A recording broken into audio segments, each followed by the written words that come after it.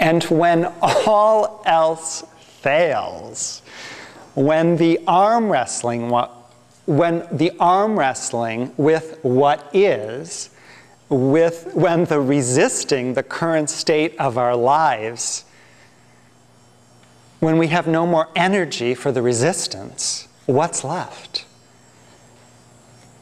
The state of simply being. And the beauty, if you can call it beauty, the beauty of living with incredible loss is there comes a point when you are so exhausted and you are so tired of the fight and the struggle that there are moments when you surrender out of sheer exhaustion and you are able to be. And this is the point. This is the place that we want to move towards. Debbie Ford, in her book, The Dark Side of the Light Chaser, says, love is inclusive. It accepts the full range of emotions, the emotions we hide and the emotions we fear. When I am able to be with all that is, and when I can observe it, I'm able to love it. I'm not judging it. I'm not holding on to it. I'm not saying this is good or this is bad. This simply is, and I'm allowing it to flow through me. Okay. My daughter's dead. My wife is dead. My son's dead. I got a definition for grief, which I like, internal. I've got a definition for mourning, which I love, because it gives me permission to get it up and get it out. And I have this notion that if I can allow myself to be, then that might be the car that's going to get me where I want to go. And where I want to go is out of the pain and suffering. So in a very small font up there, because I know some of you might think, boy, he's got a lot of nerve, to suggest that there might be any gifts at all in these incredible losses.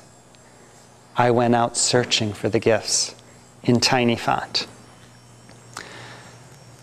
Oh, and probably at the age of 48, took me 48 years, I realized that I get to decide what I'm going to believe. It was a novel concept to me. I get to decide what I'm going to believe. I really do. I get to decide what I'm going to believe. And this is the journey that I went on.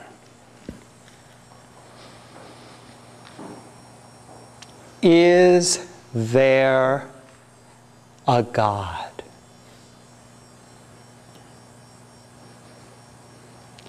Many people, if not most people, live their entire life and never ask themselves this question. I mean, really ask themselves this question.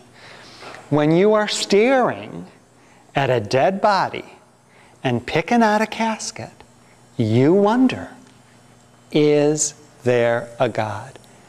And if there is, what is he? And you're even open to speculating that he might be a she. Or are they? Is there a God? If there is, what is he, she, or they? And then the big one. What did he, she, they have to do with the death of the person that I love? And I wonder if I can change God's mind.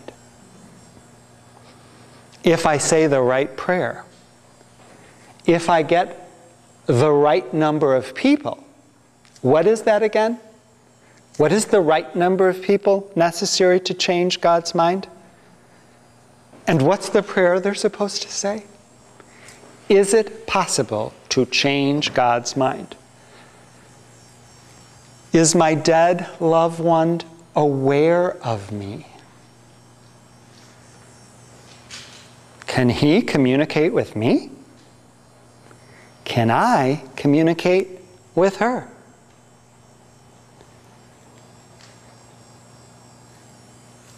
From the place that I'm standing, there's only one answer that matters to any of these questions. And it's the answer that fits me the best right now. My answer to any of these questions is not necessarily your answer to any of these questions. But the questions, my friends, are worth asking. When we began talking about tonight's presentation, the question that I posed was, what would you like me to talk about? And the rabbi said, how do you get up every morning? Just talk to us about that. I can't fathom how you get up in the morning. If our lives were switched, I'm not sure I'd be able to get out of bed. Part of the reason I'm able to get up every morning is because I had that epiphany a couple of years ago that I get to decide what I'm going to believe. This is what I have observed. This is what I think happens. This is what I did almost 20 years ago after the death of my 18-month-old daughter.